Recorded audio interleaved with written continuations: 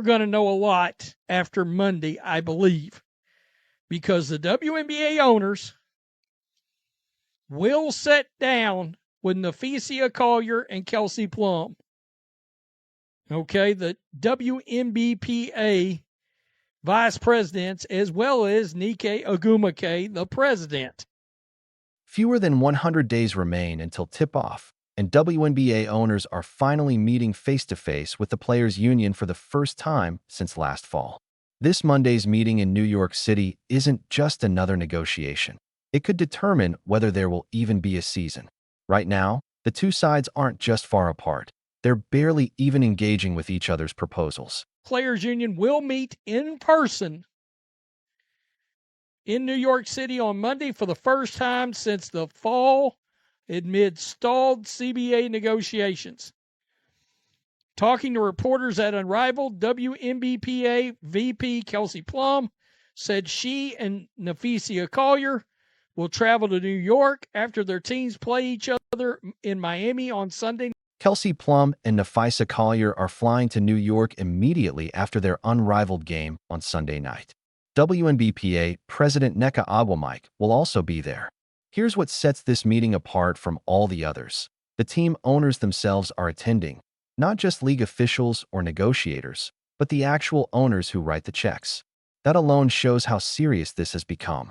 The union submitted their proposal back in late December, a 70-30 revenue split, giving players 30% of gross revenue, along with housing stipends, upgraded travel, and the full package. And the league's response? Over 4 weeks of complete silence. 4 weeks, the league didn't believe the contents of the union's proposal warranted a response. According to a source familiar with the league's thinking, we all know what those parameters are. Everything is stuck around revenue sharing at a 70-30 split, 30% of gross to the players. The league is saying, no, this is never happening. We will give you net revenue share, but we are not giving. That's not a negotiation strategy. It's a statement. The league looked at the proposal and decided it was so far from feasible that responding would be pointless. They were essentially waiting for what they called a more realistic offer, corporate speak for. You've got to be kidding us. And you can see why both sides feel justified. The players are seeing record ratings, sold-out arenas, and massive media deals. They believe, we're the product. We deserve our share. But the owners are staring at a league that has never made a profit in 28 years, subsidizing operations out of NBA revenues.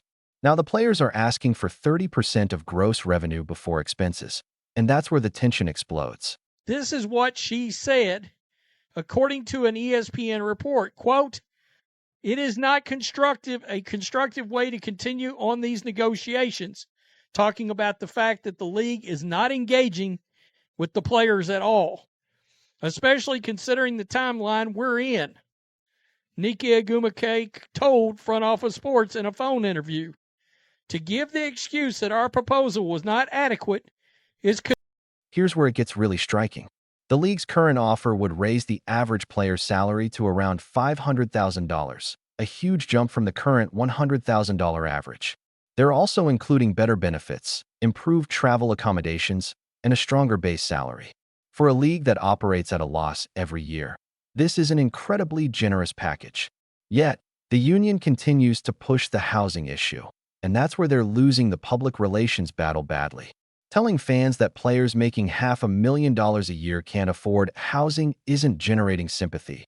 It's generating eye rolls. I mean, it's going to take real compromise from the players. I think I could see the league coming off a little more base salary. All right, one could certainly argue against them deserving that, but I could see them coming off of a little more base salary, a little more. Their offer for a league that's never turned a profit is beyond fair. We've gone over the numbers over and over again. Here's the reality, simple and clear. If you're earning $100,000 now, you can afford an apartment. If the new proposal bumps your salary to $500,000, you can absolutely afford one. Maybe not in Manhattan or Beverly Hills, but you can find quality housing close to your team. Get a roommate, split the rent. Millions of Americans make it work on far less. This is what frustrates fans. The players are framing this as respect and fair compensation, but when you're demanding housing stipends on top of a $500,000 salary, it starts to sound less like a labor dispute and more like entitlement. The league's position is actually reasonable. They're saying, we'll give you a bigger slice of the pie, but it has to be net revenue, not gross. Expenses have to be covered first. Otherwise, if you share gross revenue while the league is losing money, who's covering the losses?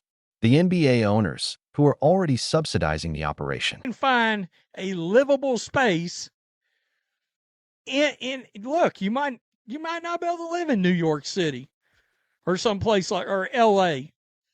Fans are not going to we're not going to feel bad for you because of that.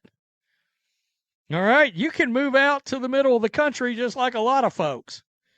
If you get right down to it, it is what it is. Well, we got to live close to the facilities, blah, blah, blah. Okay, figure it out. Oh, Monday becomes the turning point. The owners are flying in, sitting down face-to-face with the union, and something has to come out of that room. Either we get clear parameters for a deal, or the league heads straight toward a work stoppage, lockout, or strike. If the owners are there in person and the union refuses to budge on the 30% of gross revenue demand, there's literally no room left to negotiate. The real question is whether NECA and the union leadership are willing to compromise, because right now they're holding a position the league has already labeled non-negotiable, and the clock is ticking. Rent. Upgrade your living situation, whatever you got to do. But the new proposal, there is no excuse for that housing element even being involved in the entire equation. This is it, folks. They're meeting Monday. Something's going to come out of that. I would assume that the WNBA owners, aka many of them NBA owners, probably going to make an in-person line drawn in the sand of some kind. I think there's a chance they can either have parameters for a deal, or we could be coming out of that meeting on Monday, lockout or a strike. But Monday's a big deal now. Tell me what you think. Peace. Here's what's really on the line in this meeting. It's not just about salaries, housing, or travel upgrades. It's about whether the players' union truly understands the WNBA's financial reality, something the owners know all too well. For nearly 30 years, the owners have been subsidizing losses, investing in growth because they believe in the league. But there's a limit. Asking for 30% of gross revenue from a league that has never turned a profit is essentially asking the owners to double down on losses. That's not sustainable. That's not a business model. That's charity with a collective bargaining agreement attached. In reality, the league's proposal for net revenue sharing isn't radical. It's how professional sports operate across the board.